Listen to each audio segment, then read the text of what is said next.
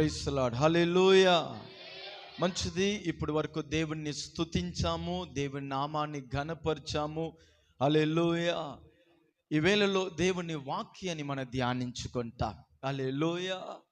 ఎందుకంటే దేవుని వాక్యమే మనల్ని జీవింప చేస్తుందంట. అందుకే రాజైన దావీదు దేవుని సన్నిధిలో వచ్చి ఒక ప్రార్థన చేస్తున్నాడు. ఏం ప్రార్థిస్తున్నాడు? దేవా, నా ప్రాణము మట్టితో అత్తుకొని ఉంది, నీ వాక్యము చేత నన్ను బ్రతికింపచేయు. హల్లెలూయా. నేను ఈ భూమిలో కొన్ని విషయములో నేను అత్తుకొని ఉన్నాను, దానిలో నుండి నేను విడుదల చేసుకోలేకపోతున్నాను. ఆ సమస్యల నుండి నన్ను విడిపించగలేకపోతున్నాను. గనుక నీ వాక్యము చేత నన్ను ఏం చెయ్యి? జీవింపచేయి, బ్రతికింపచేయి. ఎందుకు? నీ వాక్కులో జీవముంది, నీ వాక్కులో ప్రభావముంది. నీ వాక్కు నీ పంపించి నువ్వు సమస్తంని సృష్టించిన వాడు.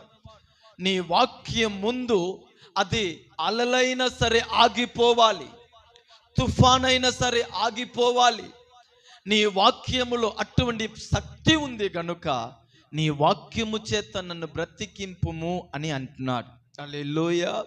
కనుక దేవుని సన్నిధికి వచ్చి దేవుని వాక్యాన్ని శ్రద్ధ కలిగి దేవుని పిల్లలు ఉండాలి.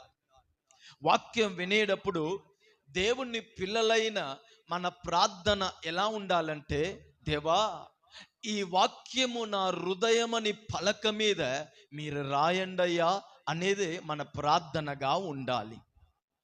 మనం ఇలా ప్రార్థించేటప్పుడు పరిశుద్ధాత్మ దేవుడు బలిపీఠంలో నుండి వచ్చే ఆ వాక్యాన్ని మనము మన హృదయములో ఆయన రాసి పెడతాడు. హల్లెలూయా. కనుక ఇది మన ప్రార్థనగా ఉండాలి, ఇది మన ప్రార్థనగా ఉండాలి. నీ వాక్యం ఏది కూడా నన్ను దాటిపోకూడదయ్యా. నేను వినినది నా దృష్టిలో ఉండాలి, నేను వినినది నా మనసులో ఉండాలి. నేను వినిన వాక్యము ఆ వారమంతా నాకు బలంగా ఉండాలి. పరిశుద్ధాత్ముడా, ఆ వాక్యాన్ని నా హృదయం అని పలక మీద మీరు రాయండి అని మన ప్రార్థనతో వాక్యం వినాలి. రెండోది, ఆయన వాక్యం వినేటప్పుడు మన అనుభవం ఎలా ఉండాలి?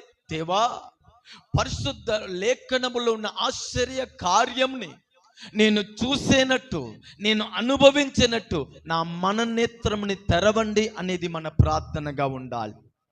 దావీదు వాక్య అనుభవంలో అంతగా ఎదుగుటకు కారణము 119 కీర్తన 18వ వాక్యములో ఆయన చేసిన ప్రార్థన. 119 కీర్తన 18 చూడండి, దావీదు ప్రార్థన. నేను నీ ధర్మశాస్త్రమందు ఆశ్చర్యమైన సంగతులు చూసినట్లు నా కన్నుని తెరవండయ్యా. నేను వినే ఆ వాక్యము, ఆ వాక్యములో ఉన్న ఆశ్చర్య కార్యము, అద్భుతము, వాగ్దానము, ఆశీర్వాదము, మేలు ఎవరో చూచినట్లు కాదు, నేను చూచినట్లు నా పిల్లలు చూడాలి, నా కుటుంబంలో నేను చూడాలి. నా మననేత్రంని మీరు తెరవండి. చాలా మంది ఎందుకు ఆశీర్వదించబడట్లేదంటే వాక్యము సమయంలో నిర్లక్షణ, వాక్యము సమయంలో భయభక్తి లేదు, వాక్య సమయంలో విధేయత చూపించట్లేదు, వాక్యం ముందు ఏందంటే తనని తగ్గించే అనుభవం లేదు, దేవుడు నాతోనే మాట్లాడుతున్నాడు అని గ్రహింపు లేదు. కనుక ఆ వాక్యములో ఉన్న ఆశ్చర్య కార్యము, దాని అర్థము ఆశీర్వాదము, విడుదల, స్వస్థత, మేలు, వాగ్దానము. ఈ వారము దేవుడు నిన్ను ఎలా ఆశీర్వదించాలని ఉద్దేశించుకున్నాడో, నిన్ను ఎలా తప్పించాలని ఉద్దేశించుకున్నాడో, వీటన్నిటికీ నువ్వు దూరం అయిపోతున్నావు. కారణము ఆ వాక్యము ముందు మన నేత్రము తెరవబడిన వాడుగా, ఆ వాక్యము నా హృదయమని పలక మీద రాయబడాలని ఆసక్తి లేకుండా ఏదో మనం విన్నాము గనుక దేవుణ్ణి ఆశ్చర్య కార్యముని మనము పొందలేకపోతున్నాం, అనుభవించలేకపోతున్నాం. హల్లెలూయా. బలిపీఠంలో నుండి వచ్చే ప్రతి మాట, ఆ మాటలో ఉన్న ఆశ్చర్య కర్మం మన ప్రతి ఒక్కరు అనుభవించుముగాక. ఆ వాక్యము మన హృదయంలో రాయబడునుగాక. ఆ వాక్యము అర్థం చేసే ఆ మనసుని దేవుడు మనకి అనుగ్రహించునుగాక. హల్లెలూయా, హల్లెలూయా. ఈ ఉదయము మన ధ్యానము కొరకు రెండో దినవృత్తాంతము 13వ అధ్యాయము మొదటి 3 వాక్యంని మనం చదువుతా. 2 దినవృత్తాంతము 13వ అధ్యాయము మొదటి 3 వాక్యము.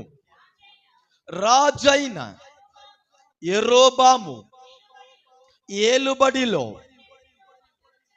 18వ సంవత్సరంలో అబియా యూదా వారి మీద, అనగా యూదా దేశము మీద ఏలుబడి చేయుట, పరిపాలన చేయుట ఆరంభించెను. ఈ అబియా పరిపాలన ప్రారంభించి 3 సంవత్సరంలో యెరూషలేములో నుండి ఏలెను. ఆ అబియా తల్లి పేరు మికాయా. ఆమె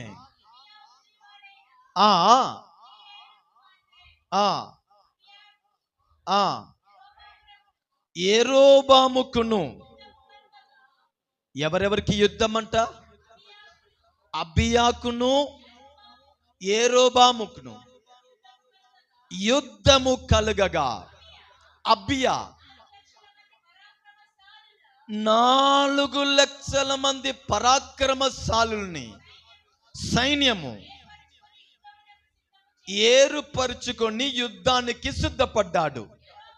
యెరోబాము 8 లక్షల మంది పరాక్రమశాలులను ఏర్పరుచుకొని అతనికి ఎదురుగా వారిని యుద్ధములకు సిద్ధపరిచెను. చాలు. ఈ ఉదయము యూదా దేశాన్ని పరిపాలించే ఈ అబియా రాజుకి దేవుడు కలుగ చేసిన జయముని చూసి మనం ధ్యానించబోతున్నాం. ఈ అబియా ఈ గొప్ప జయముని పొందుటకు కారణమేమిటి? దేవుడు ఎవరి జీవితంలో జయముని అనుగ్రహిస్తున్నాడు? దేవుడు ఎవరి పక్షంలో నిలబడుతున్నాడు? దేవుడు ఎవరికి తోడై ఉన్నాడు అనే విషయంని ఈ అబియా జీవితంలో నుండి మనం నేర్చుకోవాలి. చాలా మంది అనుకుంటున్నారంటే, నేను రక్షించబడ్డాను, దేవుడు నాకు జయం ఇయ్యాలి. నేను సంఘానికి వెళ్ళి వచ్చాను, దేవుడు నాకు జయం ఇయ్యాలి. నేను కానుక వేశాను, దేవుడు నాకు జయం ఇయ్యాలి. హల్లెలూయా. నాకు యేసయ్య అంటే చాలా ఇష్టం గనుక ఆయన నాకు జయం ఇయ్యాలి. వాక్యము మనకి అలా తెలియచేయట్లేదండి. ఈ సత్య వాక్యము మనకి దేనిని బోధిస్తుందో ఆ అనుభవానికి, ఆ అడుగు జాడలో నేను ఉన్నప్పుడే నా జీవితంలో ఊగకి మించిన జయముని, ఆశీర్వాదాన్ని ఆకాశమందులైన దేవుడు మనకి సమృద్ధిగా అనుగ్రహిస్తున్నాడు. హల్లెలూయా. నేను మెడలో సిలువ వేసుకుంటున్నానని నేను జయాన్ని ఎదురు చూచుట వాక్యానుసారంగా సరి అయినది కాదు. నేను మొక్కుబడి చేసుకున్నాను గనుక దేవుడు నాకు జయమేయాలి అని ఆశించేది వాక్యానుసారంగా సరి అయిన అనుభవాలు కాదు. ఈ అబియాకి దేవుడు గొప్ప జయమునియుటకు కారణమేమిటి? ఆయనకి జయంని దేవుడిచ్చిన ఆ వాక్యాన్ని కూడా చదువుతామా? 15వ వాక్యాన్ని చదవండి. అప్పుడు యూదావారు ఆర్పరించిరి. యూదావారు ఆర్పరించినప్పుడు యెరోబామును ఇజ్రాయేల్ వారు అందరును యూదా వారు ఎదుట నిలవలేకపోయారు. శత్రు యూదా వారు ముందు నిలవలేకపోయారు. దేవుడు వారిని శిక్షించాడు. శత్రుని దేవుడు శిక్షించాడు. శత్రుని అబియా ముందు, యూదా ప్రజల ముందు ఓడిపోయినట్టు దేవుడు కార్యము చేశాడు. హల్లెలూయా. ఎవండి, మన జీవితంలో జయానికి పునాది ఎవరంటే దేవుడు నా పక్షంలో నిలబడితేనే సాధ్యము. ఈ మాటని మీ హృదయంలో మీరు రాసి పెట్టుకోవాలి. నా కుటుంబము ఆశీర్వదించబడాలంటే, నా పిల్లలు ఆశీర్వదించబడాలంటే, నా పని ఆశీర్వదించబడాలంటే, నా విత్తనము ఆశీర్వదించబడాలంటే, నా ఇల్లు స్థిరపడాలంటే, దేవుడు దీవెన నా గుడారం మీద నిలబడాలంటే, నాకు విరోధంగా నిలబడే అపవాది కూలిపోవాలంటే,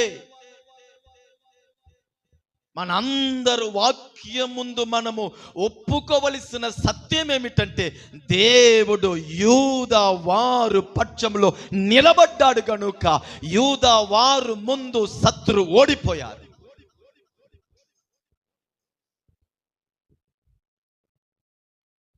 నా కుటుంబంలో, నా పనిలో, నా ప్రయాసంలో, నా పిల్లల జీవితంలో, నా ఆత్మీయ జీవితంలో నేను జయము కలిగిన వాడిగా ఉండాలంటే దేవుడు మన పక్షంలో యుద్ధము చేస్తేనే సాధ్యం. హల్లెలూయా. ఇక్కడ అబియా దగ్గర 4 లక్షలు పరాక్రమశాలి ఉన్నారు. కానీ శత్రు దగ్గర 8 లక్షల పరాక్రమశాలి ఉన్నారు. మెజారిటీ ఎట్టు ఉందండి? అబియా దగ్గర 4 లక్షలు, కానీ విరోధి దగ్గర 8 లక్షలు. కానీ జయము ఎలా సాధ్యమైంది? ఏవండి, మన దగ్గర ఏ ఉంది అనేది కాదు నిర్ణయించేది మన జయము, మనము ఎవరిని కలిగి ఉన్నాం అనేది నిర్ణయించేది జయము. నా దగ్గర ఆయుధం ఉంది అనుకొని ఆయన జయానికి వెళ్ళి ఉంటే ఖచ్చితంగా అబియా యూదులు ఓడిపోయి ఉంటారు. ఎందుకంటే ఈయన దగ్గర ఉన్నది కంటే శత్రు దగ్గర రెట్టింపుగా ఆయుధము, మనుషులు ఉన్నారు. నా దగ్గర ఆయుధం ఉంది, నా దగ్గర అనుభవం ఉంది, నా దగ్గర మనుషులు ఉన్నారు, నా దగ్గర రథము ఉంది, నా దగ్గర ఏందంటే పరాక్రమశాలి ఉన్నారు. నేను సాధ్యమంత ప్రయత్నం చేస్తాను, నేను ఏందని ముందు సాగుతాను అని అనుకొని వెళ్ళి ఉంటే అబియా యూదులు ఖచ్చితంగా శత్రు ముందు ఓడిపోయి ఉంటారు. హల్లెలూయా. ఏమండి, మన దగ్గర కొన్నిసారి మనము నాకు తెలిసిన వాళ్ళు ఉన్నారు అని మన నమ్మకం, వారు నాకు తోడుపడతారు అనేది మన నమ్మకం. కొన్నిసారి నేను ఉపవాసిస్తాను అనేది మన నమ్మకం. కొన్నిసారి తన అనుభవంలో చేయుటకు ప్రయత్నించే వారు కొందరు. మన దగ్గర ధనమున్నా, మన దగ్గర మనుషులు ఉన్నా, మన దగ్గర అధికారం ఉన్నా, నా దగ్గర ఉపవాస అనుభవం ఉన్నా, నా దగ్గర వాక్యము తెలివి ఉన్నా, నాతో నా యేసయ్య నిలబడకపోతే నేను శత్రు ముందు ఓడిపోతానే తప్ప జయము పొందలేను. ఇక్కడ మన 15లో చదివిన మాట ఏమిటి? 4 లక్షలు పరాక్రమశాలిల వలన వారు జయం పొందారా? యుద్ధము వలన జయము పొందారా? ఆ వాక్యము ముగింపు ఎలా చెప్తుందండి? దేవుడు శత్రు మీద దేవుడు తన చెయ్యి చాప్యారు గనుక తన వారు జయం పొందారు. మనం ఎంత సిద్ధపాట్లో ఉన్నా, మనం ఎంత ఆయుధము కలిగి ఉన్నా, నాకు ఎంత తెలివితేట ఉన్నా, దేవుడు నా పక్షంలో నిలబడాలి, దేవుడు నాకు ముందు అడుగు పెట్టాలి, దేవుడు తన చెయ్యిని చాపాలి. అప్పుడు శత్రు నా ముందు వంగిపోతున్నాడు, నా ముందు ఓడిపోతున్నాడు. సౌలు తక్కువమైన వాడా? బైబిల్ సౌలుని గురించి చెప్పే మాట ఏం తెలుసా? సమస్త ఇజ్రాయేలులోనే సౌలు ఎత్తైన వాడంట. అవండి, సమస్త ఇజ్రాయేలులోనే సౌలు ఎటువంటి వాడంట? ఎత్తైన వాడంట. అంటే సమస్త ఇజ్రాయేలు ప్రజలు సౌలు భుజానికే ఉంటారంట. ఆ సౌలు ఇజ్రాయేలుకి రాజుగా ఉన్నాడు, సైన్యం అన్ని ఉంది. సౌలు ఇప్పటికి ఎన్నో యుద్ధాన్ని చూసి జయము పొందినవాడు, అనుభవము ఓడించినవాడు.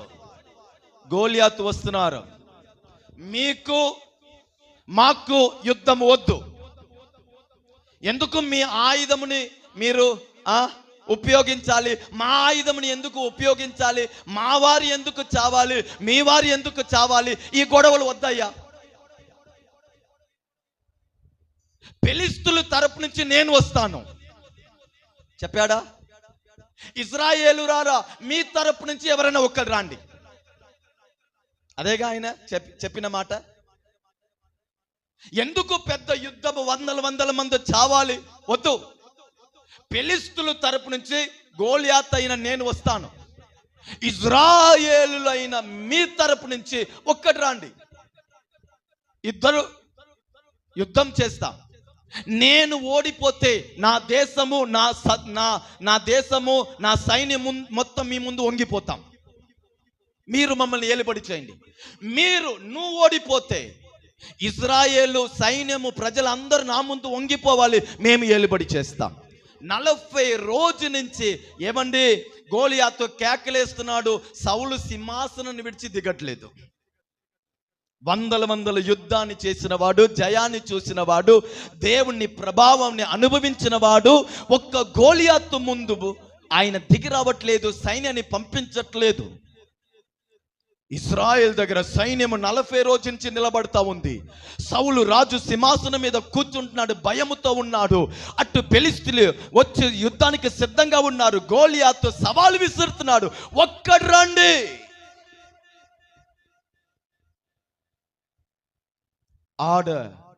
ఒక చిన్న యవనస్తుడైన దావీదు వస్తున్నాడు.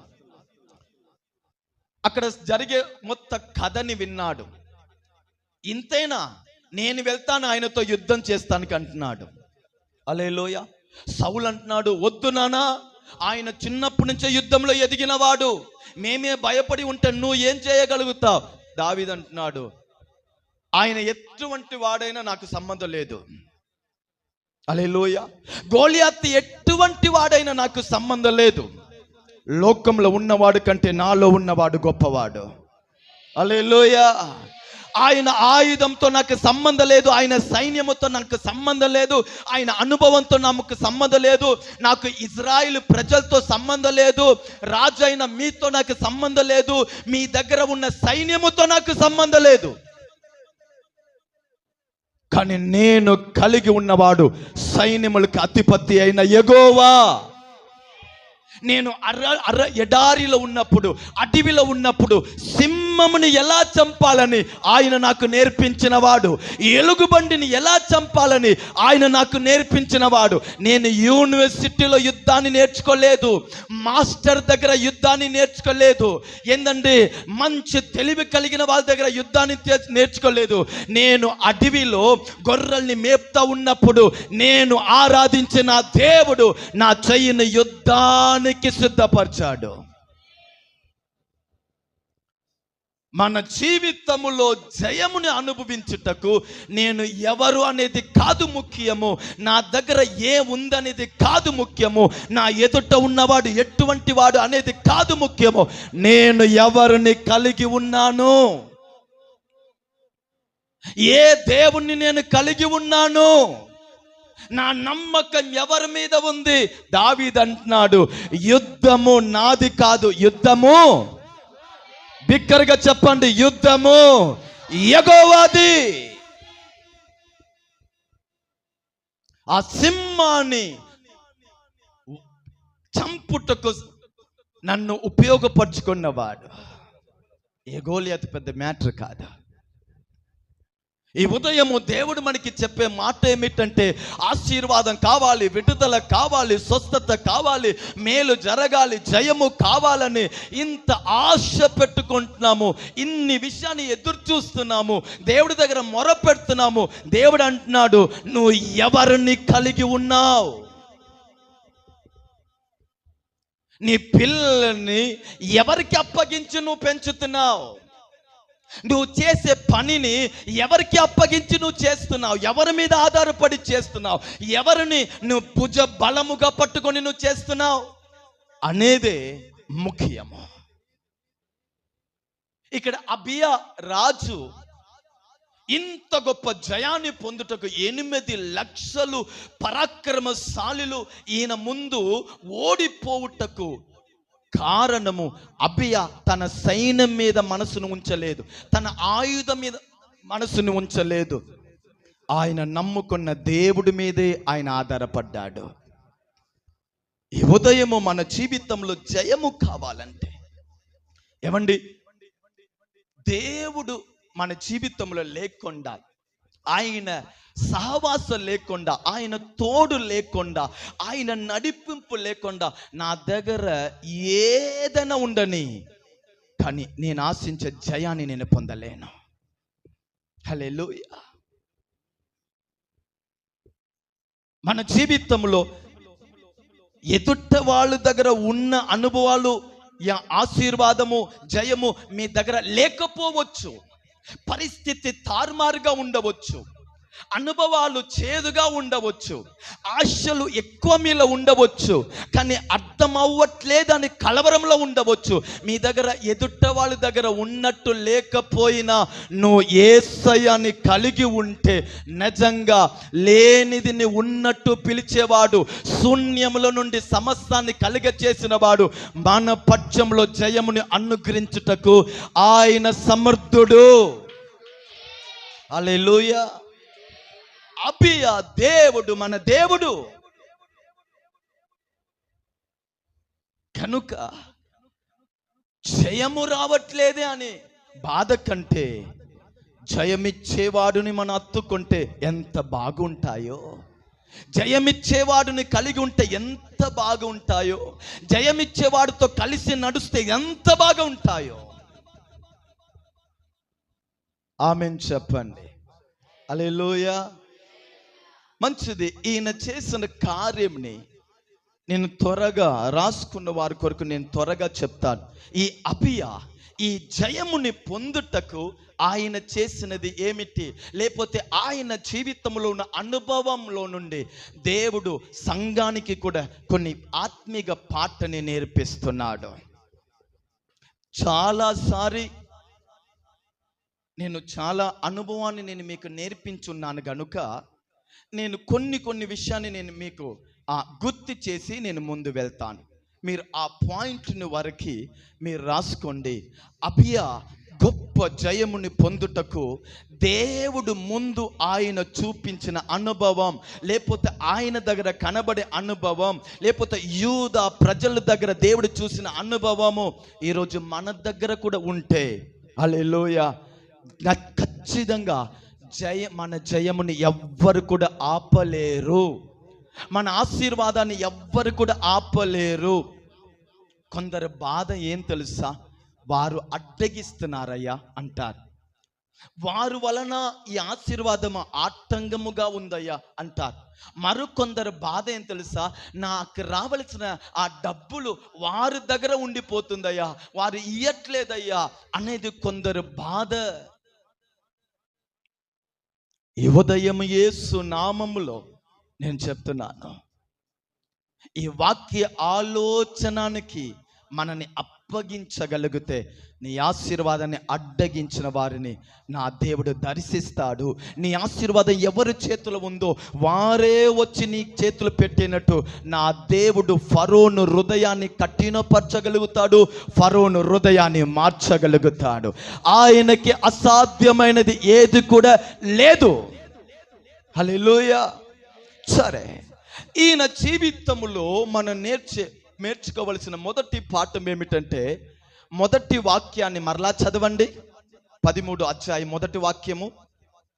ఈ అబియా ఎక్కడ ఉన్నాడంట? ఏలుబడి చేస్తున్నాడు. యూదా, గట్టిగా చెప్పాలి, యూదా వారి మీద ఏలుబడి చేస్తున్నాడు. చాలు,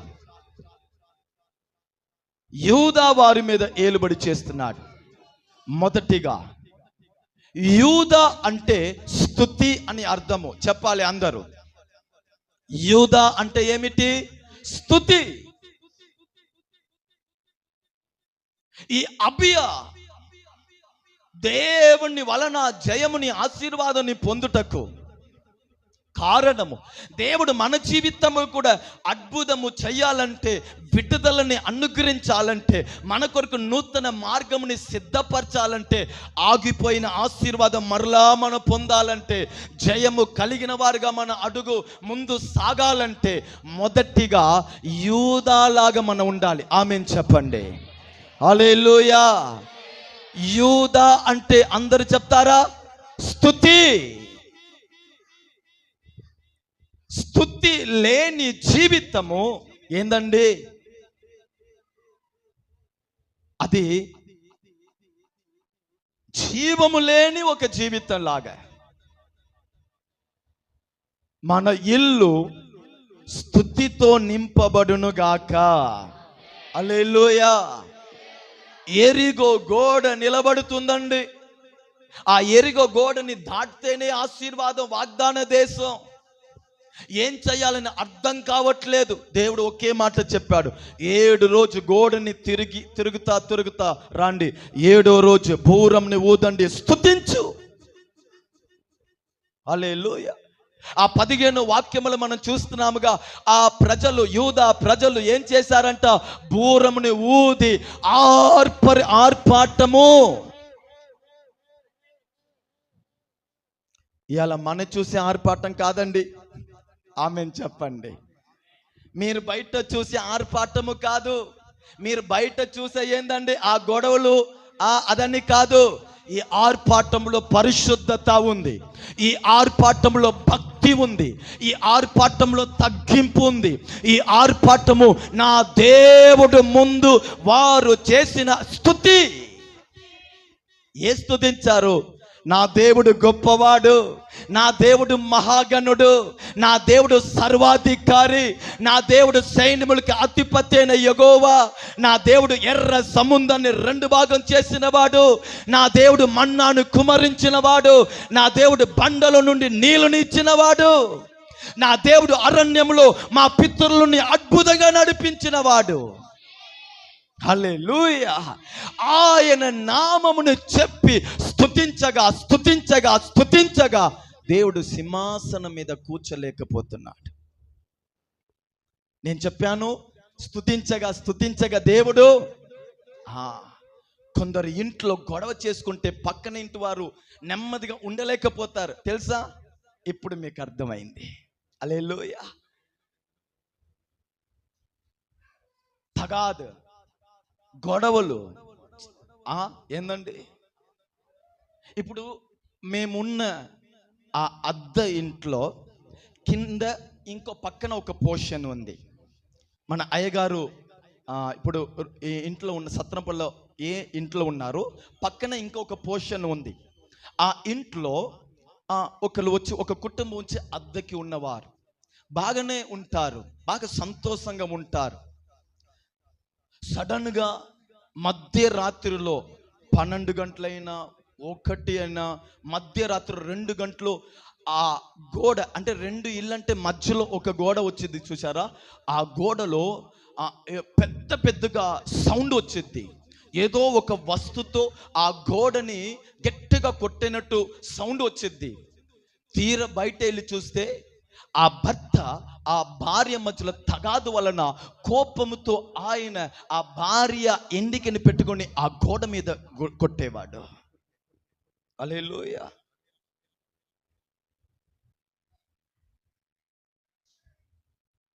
కానీ స్తుతి ఉన్న ఇంటిలో తగాదు ఉండటకు వీల్లేదు. స్తుతి ఉన్న ఇంటిలో కృప విస్తారంగా ఉంటాయి. స్తుతి ఉన్న ఇంటిలో సమాధానం విస్తారంగా ఉంటాయి. స్తుతి ఉన్న ఇంటిలో సమస్యలకి అవకాశము లేదు. స్తుతి ఉన్న ఇంటిలో అన్య మాటకి అవకాశం ఉండదు. ఎందుకంటే స్తుతి ఎక్కడ ఉందో అక్కడ మన యేసయ్య ఉన్నాడు. అందుకే వాక్యములో రాయబడింది, స్తుతిలో మధ్యలో ఆసీనుడైన దేవుడు. మీరు ఆమేన్ చెప్పలేదు అంటే మీరు స్తుతించట్లేదు. హల్లెలూయా. నేను మీకు చెప్తాను, మీ ఇంట్లో సమాధానం ఉండాలా, ఆశీర్వాదం నిలబడాలా, ఐక్యత కలిగి ప్రేమ కలిగి సంతోషంగా ఈ మీ కుటుంబము ఏంటంటే చూసే వాళ్ళు ఆశ్చర్యపడినట్టు ఉండాలా. ఆ ఇంటిలో వీలంత వరకు సమయం ఉన్నప్పుడలా పాటలు పాడి యేసుని స్తుతించు స్తుతించు స్తుతించు. ఎందుకయ్యా నువ్వు ఇలా చేస్తున్నావని అరుట కొంచెం బేసుని తగ్గించుకొని, దేవా నువ్వు మహాగణుడు కాదా, నువ్వు మార్చగలిగిన వాడు కాదా అని ఆయన నామాన్ని స్తుతించు. ఖచ్చితంగా రేపు ఆ మాట చెప్పుటకు అవకాశం ఉండదు, మార్పు వచ్చేసిద్ది. మనము స్తుతించుటకు బదులుగా నేను తగ్గిపోను అంటే ఎలా సాధ్యమండి? హల్లెలూయా. పొరపాటు ఉంటాయండి, సమస్యలు ఉంటాయి, ఎవ్వరు కూడా తెలిసి చెయ్యరు. కానీ స్తుతించు, ప్రతి విషయానికి స్తుతించు స్తుతించు. నేను అంటాను, ఎప్పుడు వరకు మనం స్తుతించాలంటే ఏరిగో కూలిపోయే వరకు నేను స్తుతించును గాక, సమస్యలు మారే వరకు స్తుతించును గాక, కుటుంబంలో విడుదల వచ్చే వరకు స్తుతించును గాక. ఒక 5 నిమిషమైన నేను స్తుతించాలి, 10 నిమిషమైన స్తుతించాలి, సంఘములో నేను స్తుతించాలి, ఇంటిలో పాటలు పాడాలి. నువ్వు స్తుతించు. నా దేవుడు నీ కొరకు ఎక్కడ యుద్ధము చెయ్యాలో ఆయన తన కార్యంని చేస్తా చేస్తా చేస్తా నిన్ను జయములో నడిపించునుగాక. మన నాలిక స్తుతితో నింపబడునుగాక, మన హృదయము స్తుతితో నింపబడునుగాక. స్తుతుల మీద నా మనస్సు ఏందండి ఆకర్షించబడునుగాక. ఆమేన్ చెప్పారు, ఆమేన్ చెప్పారు, ఆమేన్ చెప్పారు. అది ఇంట్లో స్టార్ట్ అయిపోవాలి. Praise the lord. ఆమేన్ అంటే అర్థము అవునుగాక. దాని అర్థము ఇయాల నుండి మన ఇంట్లో స్తుతి ప్రారంభించబడునుగాక. మంచిది. రెండో వాక్యము, అతడు చాలు. రెండోది అక్కడ వచ్చిన మాట ఏమిటి? యెరూషలేములో ఏలెను. చెప్పాలి. రెండోది యెరూషలేం. చెప్పండి ఈ మాట, యెరూషలేం. యెరూషలేం అంటే హల్లెలూయా దేవుని నివాస స్థలము. యెరూషలేం అంటే దేవుని మందిరము ఉన్న స్థలము. యెరూషలేం అంటే ఆరాధన జరిగే స్థలము. యెరూషలేం అంటే అక్కడ ధర్మశాస్త్రము చదివే బోధించబడే స్థలము. యెరూషలేం అంటే అక్కడ బలులు అర్పణలు చెల్లించే స్థలము.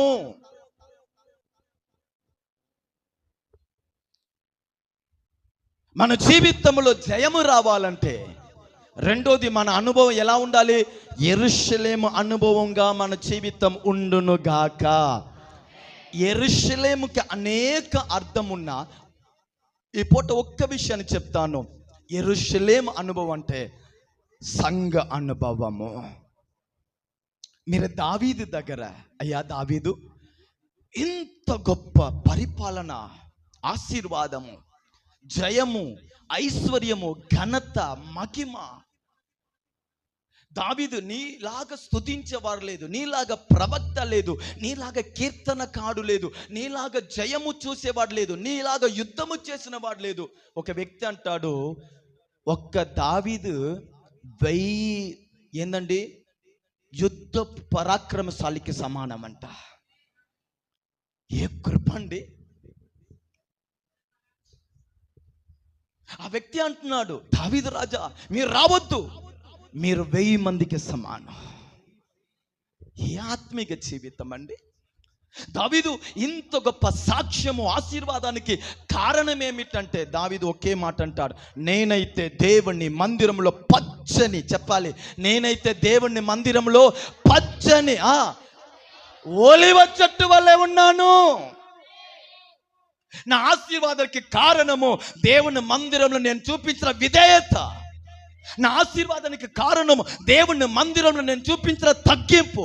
నా ఆశీర్వాదానికి కారణము దేవుని మందిరంలో నేను దేవుడితో జీవించిన జీవితం. వీరు సంఘానికి రారంట, పాస్టర్ గారు ఇంటికే రావాలంట.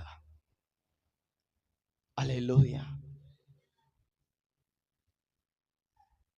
ఎలా అండి?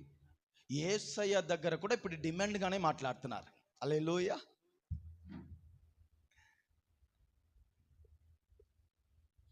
ఏవండి, ఆయన పక్షపాతి కాదు. మనుషుల్ని చూసి ఆయన ఆశీర్వదించేవాడు దేవుడు కాదు. ప్రతి ఒక్కరి కొరకు ప్రాణం ఇచ్చాడు, ప్రతి ఒక్కరి కొరకు ఆయన రక్తము కార్చాడు. మన కొరకు ప్రాణం ఇచ్చి పాప సమాపణ, రక్షణ, నూతన జీవితం, ఎన్నో కార్యం ఆయనకు మనం చేసి ఉంటే, ఆయన చెప్పే చిన్న చిన్న విషయానికి మనం లోబడకుండా, ఆయనతో ఐక్యత పడకుండా ఉంటే ఆయన బాధపడడా? ఎలా ఆయన ఆశీర్వదించగలుగుతారు? సంఘానికి వారు రారు, తన కొన్ని అలవాటుని మార్చుకోరు, ప్రార్థన చెయ్యరు, వాక్య వినరు, సేవకుల్ని లెక్క చెయ్యరు, దేవుని భయము భక్తి అనేది ఉండదు. దేవుడు జయం ఇయ్యాలంటే ఎలా అండి?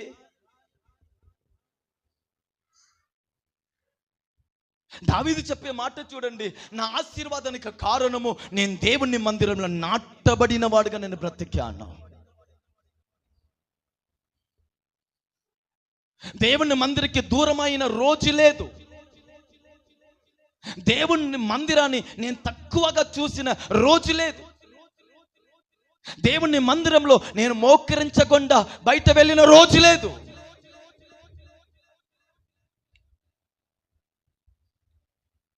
దేవుని మందిరము మన జీవితాన్ని మహిమగా మార్చుటకు దేవుడిచ్చిన కార్యం. దేవుడు మందిరంలో మనం నాటబడి ఉన్నప్పుడే ఆయన మనని ఆశీర్వదిస్తున్నాడు, మనతో మాట్లాడుతున్నాడు, మనని సరి చేస్తున్నాడు, తన ఉద్దేశాన్ని తెలియచేస్తున్నాడు. అమ్మా నువ్వు ఇలా ఉండు, అయ్యా నువ్వు ఇలా ఉండు, ఇది నీకు మంచిది కాదు, ఇదే నీకు మంచిది, ఇలా నేను ఆశీర్వదిస్తాను అని ఆయన మనతో మాట్లాడుతాడు, మనని సరి చేస్తున్నాడు, మనని ఆశీర్వదిస్తున్నాడు, విడిపిస్తున్నాడు.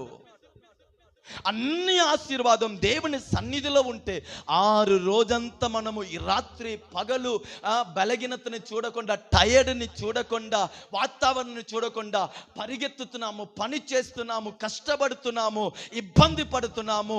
ఆ 6 రోజు మన పక్షంలో దేవుడు కృప చూపించాడు కదా. 6 రోజు నా రాకపోకలో తోడు ఉన్నాడు కదా. 6 రోజు నా ముందు ఎన్నో యాక్సిడెంట్ జరిగినప్పుడు నన్ను ఆయన అరిచేతులు చెక్కుకున్నాడు కాదా. కీడుకి తప్పించాడు, అపవాది ఆలోచనకి తప్పించాడు, నా పిల్లల విషయంలో ఉన్నాడు, ఇల్లు విషయంలో ఉన్నాడు. ఇన్ని అద్భుతము చేసిన వాడు 7వ రోజు పరిశుద్ధ ఆరాధనలకి వచ్చి, దేవా నువ్వు చేస్తున్న మేలు కొరకు వందనాలు అని ఆ అనుభవం, ఆ కృతజ్ఞతలు లేకపోతే దేవుడు ఎంత బాధపడతాడండి. జయము కావాలా? యెరూషలేముగా మీరు ఉండండి, యెరూషలేముగా ఉండండి. నీ చుట్టూ ఉన్న వారితో నీకు సంబంధం లేదు, దేవుడు నిన్ను చూస్తున్నాడు. నీవు నీ దేవుని మందిరంలో ఎలా ఉన్నావు? అక్కడ నీ అనుభవాలు, అక్కడ నీ ఆరాధన, అక్కడ నువ్వు చూపించే ఆసక్తి, అక్కడ నువ్వు చేసే పరిచర్య. యెరూషలేముగా ఉండండి. దేవుని మందిర విషయంలో నిర్లక్ష్యం చెయ్యవద్దమ్మా. ఆరాధన విషయంలో నిర్లక్ష్యం చెయ్యవద్దు. సంఘ ఆ ప్రకటన విషయంలో నిర్లక్ష్యం చెయ్యవద్దు. దేవుని సన్నిధి నీ భవిష్యన్ని నిర్ణయించే స్థలము. దేవుని సన్నిధి నిన్ను హెచ్చింపచేసే స్థలము.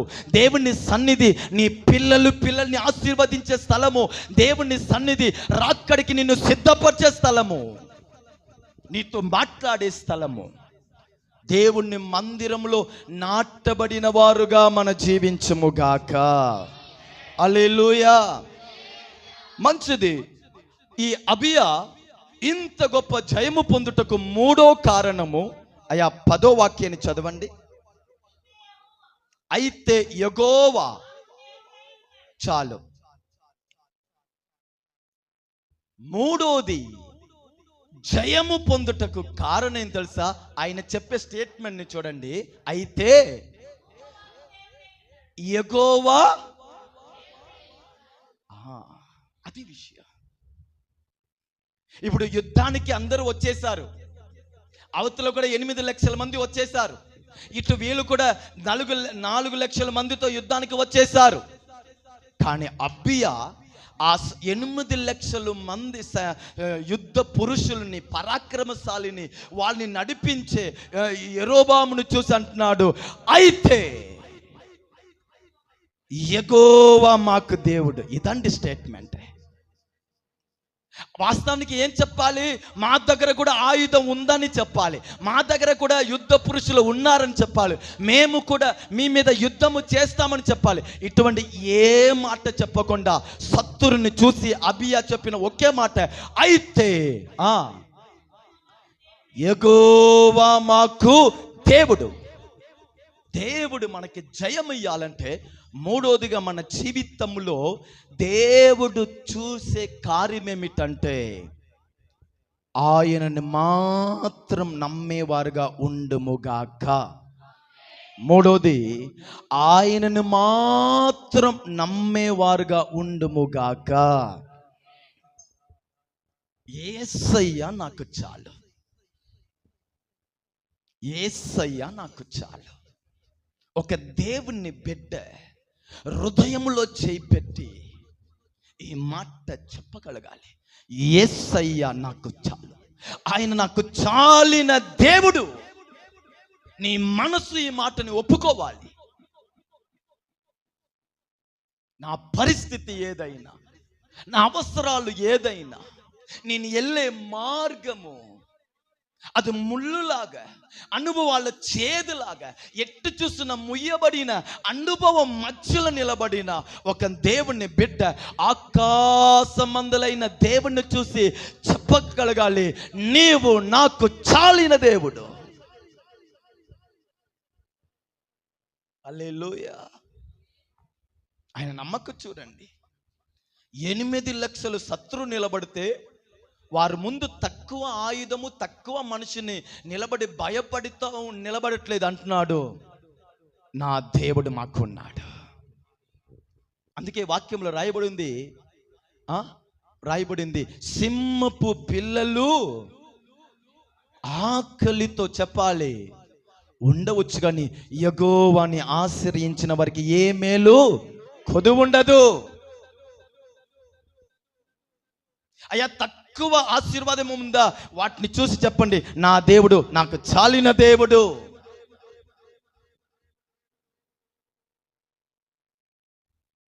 రెండు రొట్టె 5 చేపలే, కానీ 5,000 మందిని పోషించుటకు నాకు చాలిన దేవుడు.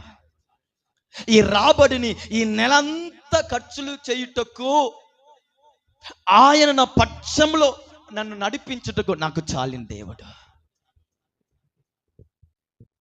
మన జీవితంలో జయము మీద అడుగు పెట్టాలంటే దేవుడు మన దగ్గర చూసే కార్యము, నువ్వు ఎవ్వరి మీద పూర్తిగా నమ్మి నువ్వు వెళ్తున్నావు. ఈయన అంటున్నాడు, నాకు నా దేవుడు ఉన్నాడు. మూడోది, మనము దేవుడి మీద పూర్తిగా నమ్మకం ఉంచిన వారుగా ఉండముగాక. ఏమండి, మనుషుల్ని నమ్మవద్దండి, గౌరవించండి. ఎవరి మీద మనకి విరోధ వద్దు, కానీ నీ విశ్వాసము ఆకాశమందులైన దేవుడి మీద ఉండునుగాక. నీ ప్రతి విషయంలో ఆయన మీద ఆధారపడండి, ఆయనను నమ్మండి, ఆయన్ని తోడుగా మీరు ఆయనతో నడవండి. ఆయన ఎప్పుడు కూడా మనల్ని ఒంటరిగా వదిలిపెట్టాడండి. నువ్వు ఎల్లు, నేను వస్తాను అని మనుషులు అంటారు, ఆయన ఎప్పుడు కూడా ఆ మాట చెప్పడు, మనతోనే వస్తాడు. ఆమేన్ చెప్పండి. నీ ప్రతి అవసరములో యేసయ్య మీద మాత్రం నమ్మకం ఉంచేవారుగా ఉండండి. హల్లెలూయా. నాలుగోది, అమ్మ 10వ వాక్యాన్ని చదవండి. ఉన్నాడు కాదు, చాలు. నాలుగో మాట, ఆయన మేము ఆయనని విసర్జించిన వారు కాదు. దాని అర్థము మేము ఆయనని వదిలిపెట్టిన వాళ్ళు కాదు. చాలా మంది యేసయ్యని వదిలిపెట్టేశారు.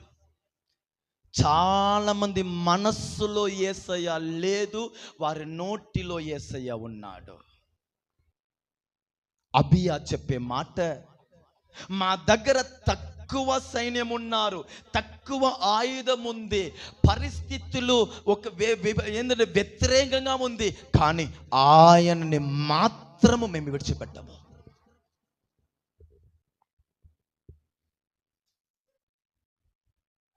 ఎంతమంది ఈ మాట చెప్పగలుగుతారు? వచ్చే ఆదివారం ఎల్లు, మేము వచ్చాము కాదా? కొందరు చుట్టాలు చాలా రోజు తర్వాత వస్తారు, అప్పుడే మన ఆరాధనకి బయలుదేరుతాం. అప్పుడు వాళ్ళు అంటారు, మేము ప్రతిసారి వచ్చే వాళ్ళ కాదుగా, ఎప్పుడో ఒక్కసారి వచ్చాం, ఇప్పుడు కూడా నువ్వు వెళ్ళిపోతే ఎలా? వచ్చేవారు వెళ్ళవచ్చు. అప్పుడు మీరు చెప్పాలి, ఆయన సన్నిధిని మాత్రం నేను పొరపాటు కూడా వదిలిపెట్టాను.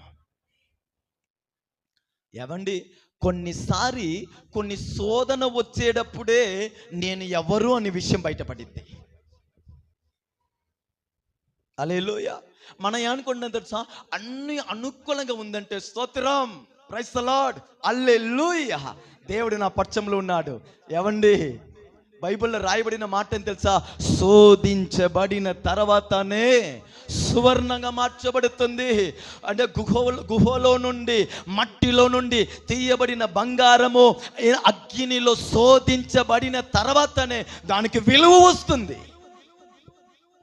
నువ్వు దేవుని ఎంత ప్రేమిస్తున్నావు, దేవుని ఆరాధనని ఎంత ప్రేమిస్తున్నావు, వాక్యాన్ని ఎంత ప్రేమిస్తున్నావు, నువ్వు సమర్పణలో నువ్వు ఎంత ఉన్నావు, నువ్వు దేవుణ్ణి చూసి చెప్పిన మాటలో ఎంతవరకు నిలబడుతున్నావు అనేది దేవుడే కొన్ని శోధనని నీ జీవితంలో పంపిస్తాడు.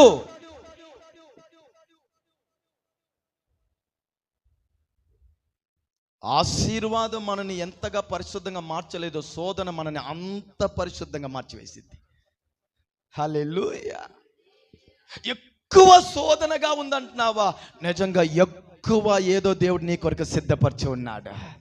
ఎక్కువ కన్నీట, ఎక్కువ మహిమ, ఎక్కువ పోరాటమా, ఎక్కువ మహిమ, ఎక్కువ ఇబ్బందిగా ఉందా? ప్రార్థనని మానుకోవద్దు, సంఘాన్ని మానుకోవద్దు, విశ్వాసాన్ని మానుకోవద్దు, ఉపవాసాన్ని మానుకోవద్దు. శోధన మీద శోధన, ఇబ్బంది మీద ఇబ్బంది, కష్టం మీద కష్టము. నేనంటాను, ఆయనని విడిచిపెట్టవద్దు. హల్లెలూయా. అబియా చెప్తున్నాడు, మేము ఆయనని విడిచిపెట్టలేదు.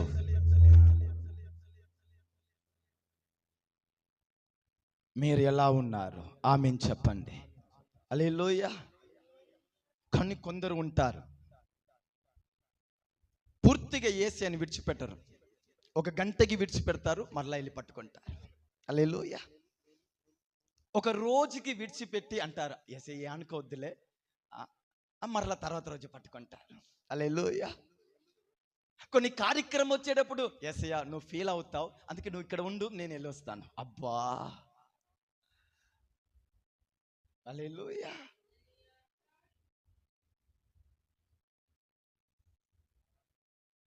ఈ మాట చెప్పాలి. నేను చెప్పనా, ఎదుటవాడు మన భక్తిని గురించి చెప్పాలి. ఈయన ఎట్టి పరిస్థితుల్లో కూడా దేవుని వదిలిపెట్టాడయ్యా అని నిన్ను గురించి ఎదుటవాడు సాక్ష్యం చెప్పాలి. ఎదుటవాళ్ళు మనను గురించి ఏం చెప్పాలి తెలుసా? ఈయనకి నువ్వు ₹1,00,000 జీతం ఇచ్చినా ఆరాధనని ఈయన మానుకోడు అని మనని గురించి అన్యుడు సాక్ష్యము చెప్పాలి.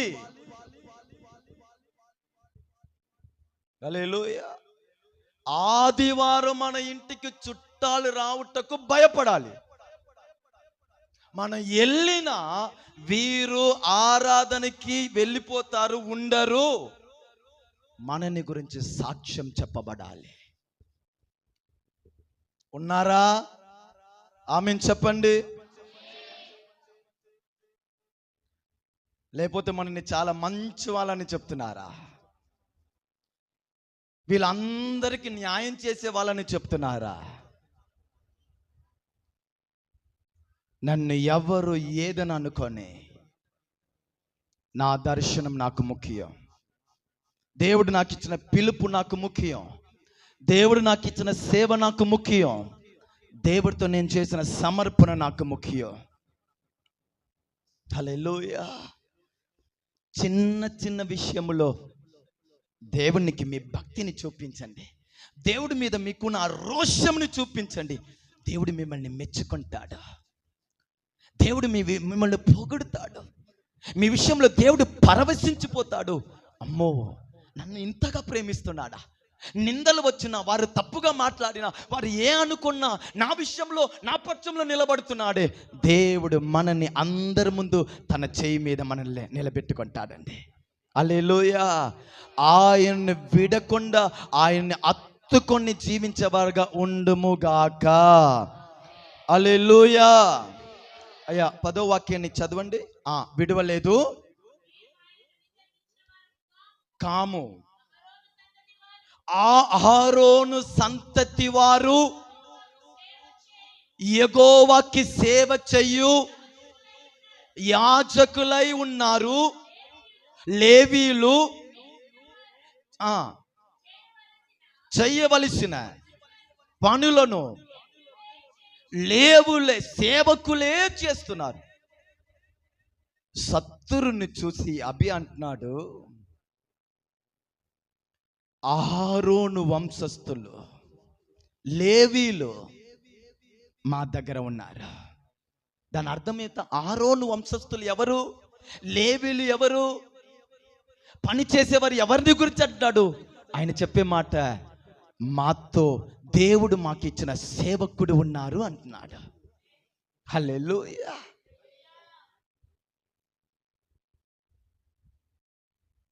ఒక విశ్వాసికి దేవుడు వారి జీవితానికి ఆశీర్వాదానికి, వారికి సేవ చేయుటకు, వారికి బోధించుటకు, వారికి ఆలోచన ఇయ్యుటకు, వారి కొరకు ఉపవాసించుటకు, వారిని దేవుళ్ళు నడిపించుటకు దేవుడు అప్పగించిన సేవకుడు ప్రాముఖ్యమైన వాడు.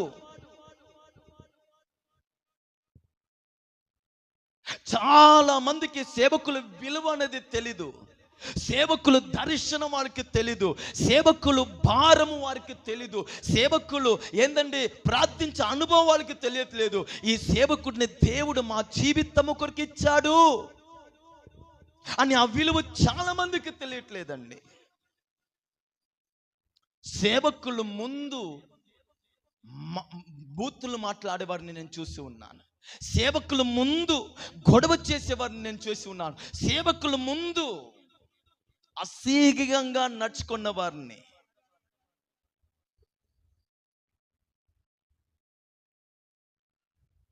హల్లెలూయా. మొన్న ఒక స్థలంలో వెళ్ళి అక్కడ ఉన్న ఒక సేవకుడితో నేను మాట్లాడుతూ ఉన్నాను. ఆ సేవకుడు, నేను మాట్లాడుతూ ఉన్నాను, నాతో ఇంకొక సేవకులు కూడా ఉన్నారు. మేము ముగ్గురు పరిచర్ని గురించి మాట్లాడుతూ ఉన్నాము. ఆ ఇంటి బయటే అలా కూర్చుని మాట్లాడుతూ ఉంటే ఒక తమ్ముడు విశ్వాసియే తాగి ఉన్నాడు. మా అందరిని చూశాడు, కానీ ఆయన గొడవ చేస్తూ ఉన్నాడు, విపరీతంగా బూతులు మాట్లాడుతూ ఉన్నాడు. సరే తాగి ఉన్నాడుగా అని మేము అంత పట్టించుకోలేదు. ఇప్పుడు ఆయన తన ఇంటికి వెళ్ళాలంటే మేము కూర్చున్నాముగా, మమ్మల్ని దాటి వెళ్ళాలి. అక్కడి నుంచి వస్తా ఉన్నాడు. మేము ఇలా కూర్చుంటే తమ్ముడు కూర్చున్న స్థలంలో ఇంకొక పాస్టర్ కూర్చున్నాడు. ఆయన ఇక్కడ వెళ్ళేటప్పుడు అడ్డంగా ఒక చిన్న కుక్క వచ్చేసింది. మా ముందు ఆ కుక్కని ఏందండి ఇంత గ్యాప్లో నీ కాళ్ళ మీద తన్ని ఏందండి ఒకలాగా చేసి అటు వెళ్ళిపోయారు. అక్కడున్న సేవకులందరికీ చాలా బాధ అనిపించింది. అసలు ఆయన అలా చేయవలసినదే అవసరం లేదు, చేయవలసినది లేదు. కావాలని ఆ సేవకులు ముందు వచ్చి చాలా బాధపడ్డారు. తర్వాత రోజు రోడ్లో కలిశాడు. ప్రైజ్ లార్డ్ పాస్టర్ గారు అన్నాడు. ప్రైజ్ లార్డ్ అని వెళ్ళిపోయాడు. హల్లెలూయా. ఏవండి, సేవకులు, నిజమైన సేవకులు, అది దేవుడు మీ జీవితానికి ఇచ్చిన ఆశీర్వాదం. మీకు తెలిసిన వారు 100 మంది ఉండవచ్చు.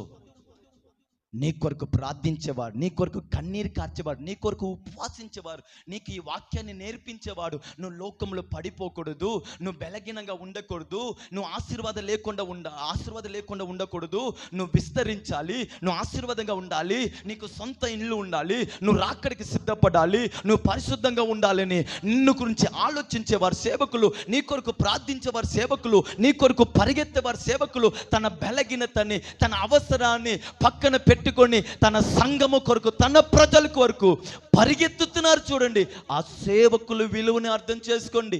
అభి అంటున్నాడు, నీ దగ్గర 8 లక్షలు ఏందంటే పరాక్రమశాలి ఉన్నారు.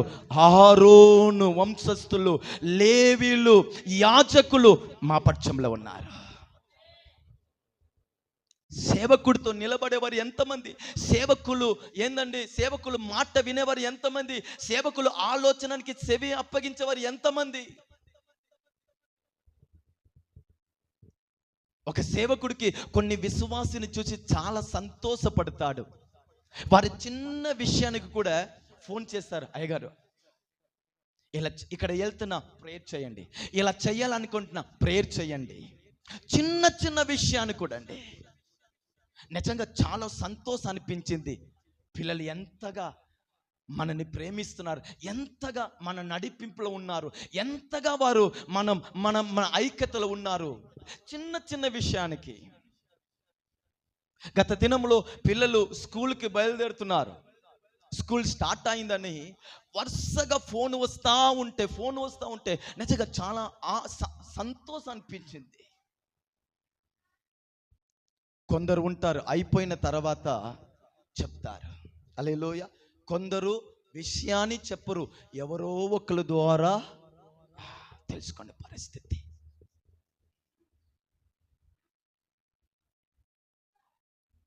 ఒక సేవకుడికి, ఒక ఆత్మీయ సేవకుడికి మీరు ₹1,00,00,000 ఇస్తే సంతోషపడడు, నీ జీవితాన్ని చూసి ఆయన సంతోషపడతాడు. నీ జీవితాన్ని చూసి, నీ ఆత్మీయతను చూసి, నీ మంచి కార్యాన్ని చూసి, నీ ఎదుగుదలని చూసి, నువ్వు పొందిన ఆశీర్వాదాన్ని చూసి ఆయనకి కలిగే సంతోషం ఉంది చూసారా, ₹1,00,00,000 కంటే విలువైనది. ఈయన అంటున్నాడు, సేవకుడు మాతో ఉన్నాడు. దాని అర్థం ఏమిటి? మా సేవకుడు మా కొరకు ప్రార్థించేవాడు, మాకు దేవుణ్ణి నడిపించేవాడు, మా కొరకు ఉపవాసించేవాడు, మమ్మల్ని రాకడికి సిద్ధపరిచేవాడు, మమ్మల్ని ఆత్మీయతలు నడిపించేవాడు, పరిశుద్ధతలు నడిపించేవాడు. మా సేవకుడు సమర్పణ కలిగిన వాడు. మీ సేవకుడితో ఆత్మీయతలో, ఐక్యతలో మీరు నడిచేవారుగా మారునుగాక. సేవకుల కొరకు ప్రార్థించేవారుగా మారండి, సేవకుల్ని ఘనపరిచేవారుగా మారండి, సేవకులతో నడిపింపులో వెళ్ళండి. దేవుడు ఖచ్చితంగా మిమ్మల్ని దీవిస్తాడు. హల్లెలూయా. ఒక మాట చదివి మనం ప్రార్థిస్తాం. తర్వాత 12వ వాక్యమా, ఆ లేవీయుల తర్వాత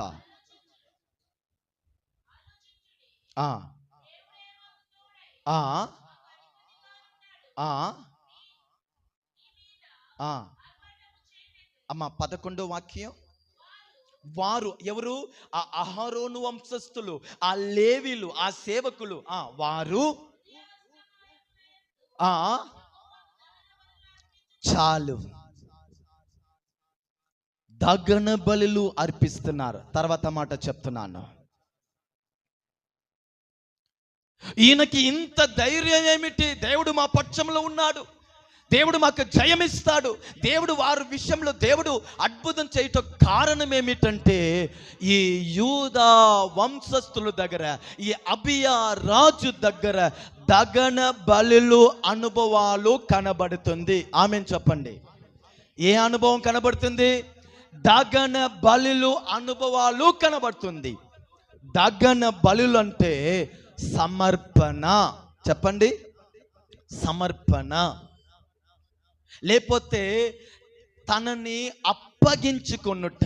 నేను చెప్పనా, ఆత్మీయ జీవితం అంటే సమర్పణ జీవితము. చెప్పాలి, ఆత్మీయ జీవితం అంటే ఏమిటి? సమర్పణ జీవితం. నేను యేసు నామంలో నేను మీకు చెప్తానండి, మీ ప్రతి కార్యంని మీరే సొంతంగా చేసుకోకుండా, మీ సొంత బలము మీదే మీరు చేయకుండా ఆయనకి అప్పగించి ముందు సాగండి. ఆయనకి అప్పగించి ముందు సాగండి. భర్త మారమనసు పొందాలా? భర్తని, దేవా నీ చేతికి అప్పగిస్తున్నానయ్యా, నువ్వు మార్చగలిగిన వాడయ్యా, అప్పగించండి. పిల్లలు మారాలా? పిల్లలు ఆశీర్వాదంగా ఉండాలా? పిల్లలకి వివాహ సంబంధం రావాలా? ఆ విషయాన్ని దేవునికి అప్పగించి, దైవమా నీ చేతికి అప్పగిస్తున్నావు, మీరు మంచి బంధంని నడిపించండి, అప్పగించండి. మీరు చేసే పనిని అప్పగించండి, మీ ఇల్లుని అప్పగించండి, మీ శరీరాన్ని అప్పగించండి. జీతం పడిన 3 రోజులు యేసయ్య కనబడడు, ఎవరు కనబడరు. వారం తర్వాత హల్లెలూయా, ఆ యాక్షన్లోనే అర్థమైపోయింది ఎక్కడో పొరపాటు వచ్చింది. హల్లెలూయా. నేను చెప్పన్నా, జీతం పడగానే దైవమా ఈ నెలంతా కష్టపడ్డానయ్యా, ఈ నెలలో కొన్నిసారి నాకు బలహీనతలు వచ్చింది, కొన్నిసారి ఆటంకాలు వచ్చింది, కొన్నిసారి ఇబ్బందులు కలిగింది, కానీ పరిస్థితిని బట్టి ఈ నెలంతా కష్టపడ్డాను, అవసరాలని చూసుకొని నెలంతా కష్టపడ్డాను, ఈ జీతం చేతికి వచ్చిందయ్యా, మీ చేతికి అప్పగిస్తున్నాను. దీంట్లో ఒక్క రూపాయి కూడా వ్యర్థమైన ఖర్చులకు వెళ్ళకూడదయ్యా, వ్యర్థమైన వాళ్ళ చేతికి వెళ్ళకూడదయ్యా, న్యాయంగా ఖర్చులు అవ్వాలి, మిగిలినట్టు మీరు చెయ్యగలుగుతారు అని మీ రాబడిని ఆయనకి అప్పగించండి. దశభాగాన్ని పక్కన తీసిపెట్టు, ప్రతి విషయాన్ని అప్పగించి అప్పగించి అప్పగించి నడవండి. నీలాగా ధన్యుడు ఎవరు ఉండరండి. సొంత తెలివి, సొంత బలము, సొంత వద్దు. ఉదయం లేవగానే నా పిల్లల్ని మీ చేతికి అప్పగిస్తున్నానయ్యా, నా భర్తని నీ చేతికి అప్పగిస్తున్నా, ఈ బైక్ని మీ చేతికి అప్పగిస్తున్నా, ఈ ఆఫీస్ని మీ చేతికి అప్పగిస్తున్నానయ్యా, ఇల్లుని మీ చేతికి అప్పగిస్తున్నాను. ఇంట్లో గొడవలు రాకూడదు, ఇంట్లో తగాదు రాకూడదు, ఇంట్లో వ్యర్థమైన కార్యం వినబడకూడదు, ఇల్లుని కుటుంబాన్ని మీ చేతికి అప్పగిస్తున్నాను. ప్రతి విషయాన్ని అప్పగించండి, ఆయన చూసుకుంటాడు. మన ప్రతి ఒక్కళ్ళు దగన బలి లాంటి అనుభవం కలిగి బ్రతుకుముగాక. ప్రతి ఒక్కటిని యేసయ్యకు అప్పగించి జీవించేవారుగా మన ఉండుముగాక. ఆ వాక్యాన్ని పూర్తి చేయండి. వారు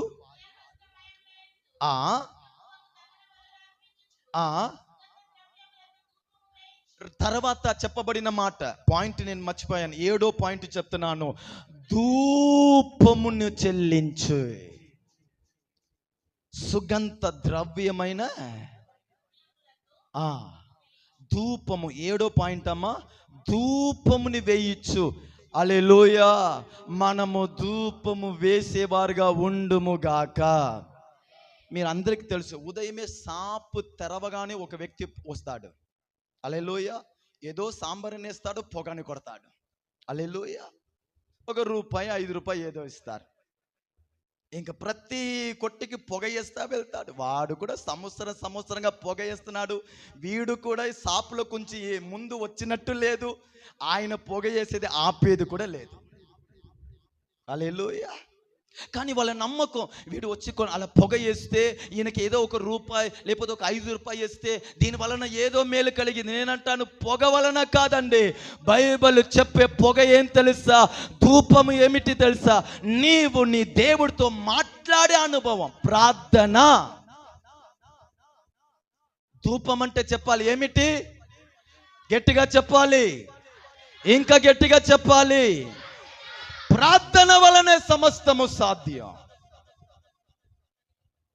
అక్కగారితో 1-2 గంటలు వంట చేయకుండా, బట్టలను ఉదకకుండా, ఇల్లు పనిని సమయానికి పూర్తి చేయకుండా, ఎప్పుడో జరిగిన కథని కూర్చొని గంటలు మాట్లాడతాడు.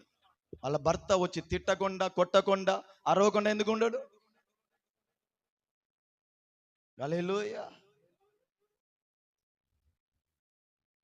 మనని గురించి బైబిల్ చెప్పే మాట, గుణవంతురాలు స్త్రీ. ఏది 10:30కి బ్రష్ చేస్తున్నారు.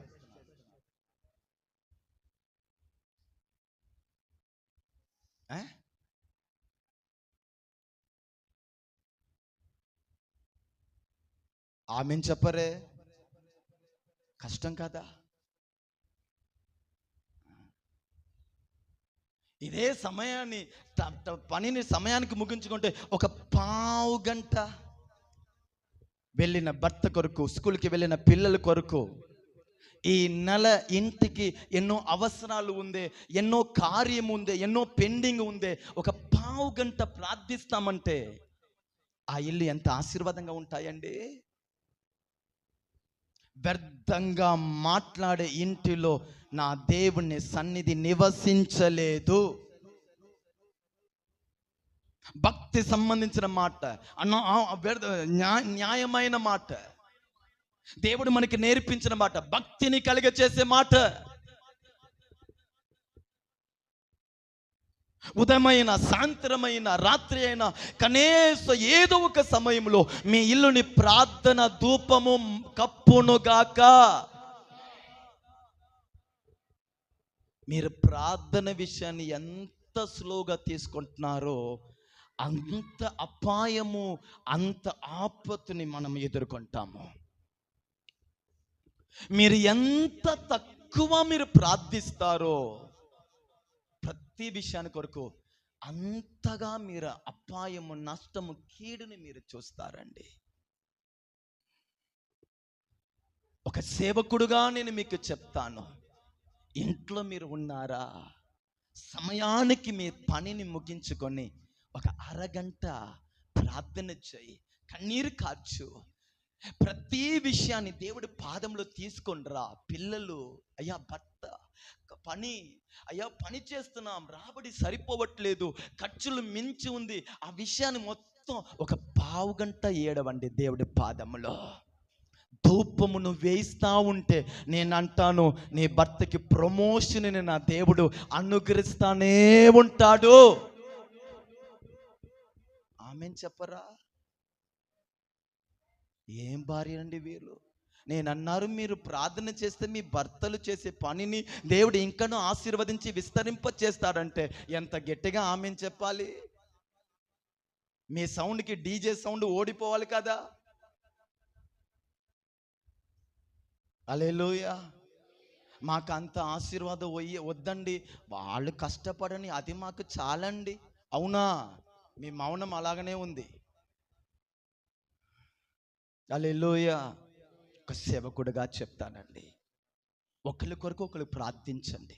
భర్త భార్య కొరకు ఖచ్చితంగా కన్నీటి కార్చి ప్రార్థించండి. భార్య భర్త కొరకు ప్రార్థించండి. భార్య భర్త కలిసి పిల్లల కొరకు ప్రార్థించండి.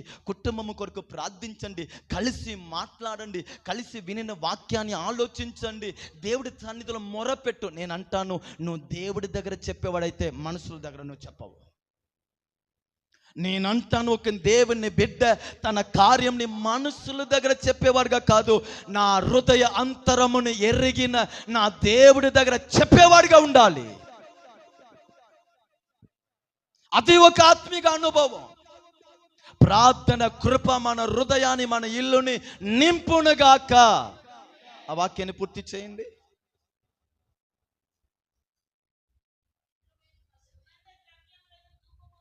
వేయిచు బల్ల మీద, చాలు, బల్ల మీద పరిశుద్ధమైన రొట్టిని వారు విరుస్తున్నారు, రొట్టిని ఉంచుతున్నారు. బల్ల అంటే సహవాసం. చెప్పండి, గట్టిగా చెప్పండి. బల్ల అంటే సహవాసం, ఐక్యత. దేవుడి సన్నిధిలో ఐక్యత కలిగి ఉండండి.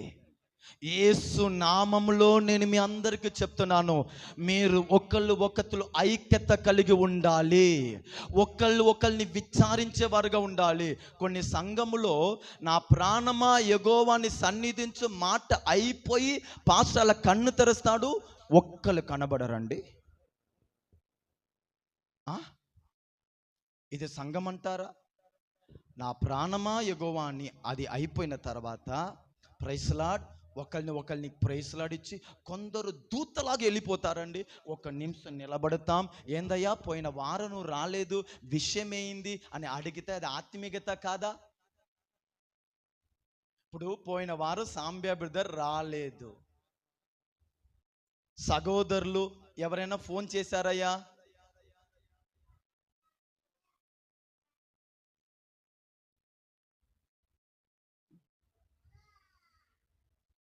సహవాసం అంటే ఇదే కదా. ఒకళ్ళు బైక్లో నుంచి ఇటు వస్తున్నారు, ఇంకొకటి బైక్ నుంచి ఇటు వెళ్తున్నాడు, వెళ్ళేటప్పుడు చేయి చాపేది సహవాసం అంటారా ఏంది? నాతో కూర్చున్నవారు, నాతో వాక్యం వినేవారు, నాతో ఆరాధించేవారు రాలేదు, బలహీనత కారణం వల్ల అవ్వచ్చు, ఏదో ఏందంటే తెలియని కారణాలు ఉండవచ్చు, ఏదో సమస్య వలన ఉండవచ్చు, ఏదో ఒక కార్యం, ఒక ఫోన్, లేకపోతే వెళ్ళి ఏందయ్యా ఆరాధనకి రాలేదు, విషయం ఏంటి? ఇది సహవాసం. నేను అంటాను, సంఘంలో ప్రతి ఒక్కరు ఒకరిని ఘనపరిచేవారుగా ఉండుము గాక, ఒకరికి ప్రార్థించేవారుగా ఉండుము గాక, ఒకరిని విచారించేవారుగా, ఒకరిని బలపరిచేవారుగా, ఒకరిని ధైర్యం పరిచేవారుగా, ఒకరిని ఏందండి వాక్యాన్ని చెప్పేవారుగా ఉండండి. మీలో ఎవరైనా ఉన్నారా వాళ్ళతో నేను మాట్లాడను అని చెప్పేవారు ఉన్నారండి? ఇప్పుడే మారు మనసు పొందండి, లేకపోతే ఆయన మిమ్మల్ని ఆశీర్వదించాడు. కొందరు అందరికి ప్రేసలాడి చెప్తారు, ఒక చైన్ వరకు దాటి వెళ్ళిపోతారు. హల్లెలూయా. కొందరు పాస్టర్ చెప్పారని చెయ్యి కష్టంగా ఇచ్చి ఇలా తుడుచుకొని వెళ్ళిపోతారు. చూస్తున్నాడు, ఈ మనస్సులో ఎవ్వరి మీద విరోధం ఉండకూడదు, ఈ మనస్సులో ఎవ్వరి మీద పగ ఉండకూడదు, ఈ మనసులో ఎవ్వరి మీద మనకి చేదు ఉండకూడదండి. మన కొరకు ఆయన ప్రాణం ఇచ్చి మన పాపంని క్షమించాడు. సహోదరులతో అంటున్నాను, ఒకరిని విచారించాలి, ఒకరి కొరకు ప్రార్థించాలి, ఇంటికి వెళ్ళాలి, ఈ సమస్య ఏమిటి అక్కడ 5 నిమిషాల వరకు ప్రార్థించాలి. ఇదండి ఆత్మీయత అంటే. బల్ల మీద రొట్టి దేని గుర్తు? వాక్యాన్ని గుర్తు. నువ్వు ఐక్యత కలిగి ఉంటే వారిని నువ్వు దేవుని మాట చెప్పి ధైర్యపరుస్తావు. ఇప్పుడు తమ్ముడు ఏదో సోలిపోయి ఉన్నాడు, ఏదో బాధలో ఉన్నాడు, నేను దేవుని ఐక్యతలో ఉంటే, ఈయనతో ఐక్యత కలిగి ఉంటే, ఈయనని ప్రేమిస్తే, ఆయన్ని కలిసి దేవుని మాట అని రొట్టిని చెప్తాను. భయపడవద్దు, సోలిపోవద్దు, దేవుడు జయమిస్తాడు, దేవుడు విడువడు. ఆ బల్ల మీద రొట్టి విరిచే అనుభవం మనందరికీ ఐక్యత కలుగునుగాక. చివరి మాట, బంగార దీపస్తంభంను చాలు, బంగారు దీపస్తంభం. ఆయన అంటున్నాడు, అభియా అంటున్నాడు, మేము ప్రార్థించేవారు, ఆయన అంటున్నాడు మేము ఐక్యత కలిగిన వారు, ఆయన అంటున్నాడు మేము ఆత్మీయ సేవకులు నడిపింపులో వెళ్ళేవారు, ఆయన అంటున్నాడు బంగారు దీప స్తంభము మా దగ్గర ఉంటుంది, ఉదయం రాత్రి వెలుగుతా ఉంది, బంగారు దీప స్తంభము వెలుగుతా ఉంది, పరిశుద్ధ ఆత్మలో నింపబడేవారుగా జీవించుముగాక. భాషలు మాట్లాడండి, అభిషేకాన్ని పొందుకోండి. మన స్వభావం మారాలా, మన అలవాటు మారాలా, మన ప్రవర్తనలు మారాలా, మన అపవాది మనకి విరోధంగా చేసే ప్రతి క్రియలు లయమైపోవాలా. పరిశుద్ధ ఆత్మలో జీవించు, అన్య భాష మాట్లాడండి, ఆత్మలో నింపబడండి. ఉపవాసము చేసి మీరు పరిశుద్ధాత్మని పొందుకోవాలి, ప్రార్థనలో ఉండి అన్య భాషని పొందుకోవాలి. అప్పుడే మీరు ఆత్మీయతలో, ఆశీర్వాదంలో, దేవుల్లో ప్రతి దినము వర్ధిల్లుతా వెళ్తారు. ఇది ఆత్మీక జీవితం, ఇది ఆత్మీక పరిచర్య, ఇది ఆత్మీక సంఘము. ఇక్కడ పరిశుద్ధాత్మ దేవుడే నాయకుడు. ఇక్కడ ఎవరు పెత్తనాలు చెల్లదు, ఇక్కడ పరిశుద్ధాత్మ దేవుడే నాయకుడు. ఆయన నడిపింపు కింద నేను మీరు మన అందరూ వెళ్ళుముగాక. ఆత్మ దేవుడు వలన మనం నడిపించబడుముగాక. పరిశుద్ధాత్మ దేవుడు ఎక్కడ ఉందో అక్కడ బలం ఉంది, అక్కడ పరిశుద్ధత ఉంది, అక్కడ సాక్ష్యం ఉంది, అక్కడ అద్భుతం ఉంది, అక్కడ కృపావరము ఉంది, అక్కడ రూపాంతరం అనుభవం ఉంది. ఇటువంటి కృపని దేవుడు మన అందరికీ దయచేయునుగాక. హల్లెలూయా. ఈ అనుభవాలని అబియా దగ్గర దేవుడు చూస్తున్నాడు కనుక గొప్ప జయముని అనుగ్రహించాడు. యేసు నామములో ఈ పరిశుద్ధ ఆరాధనలో ఉన్న దేవుని సంగమా, ఇటువంటి అనుభవానికి మిమ్మల్ని అప్పగించి, దేవా నేను ఇలా మారాలయ్యా, నాకు కూడా జయము కావాలయ్యా, నాకు కూడా ప్రభువా నీ ఆశీర్వాదం కావాలి. నేను ఈ స్థానంలో కాదు, మీరు నా కొరకు సిద్ధపరిచిన జయములో ఆ మేలుని నేను చూడాలి. నీవే నా దేవుడు, నీ వాక్యానికి నన్ను అప్పగిస్తున్నానని మీరందరూ అప్పగించగలిగితే, వాగ్దానం చేసిన దేవుడు నమ్మదగిన దేవుడు. ఈ వాక్యాన్ని నా దేవుడు అలాగనే రూఢిపరచునుగాక. ఈ వాక్యాన్ని దేవుడు మన జీవితంలో ముద్ర వేయునుగాక.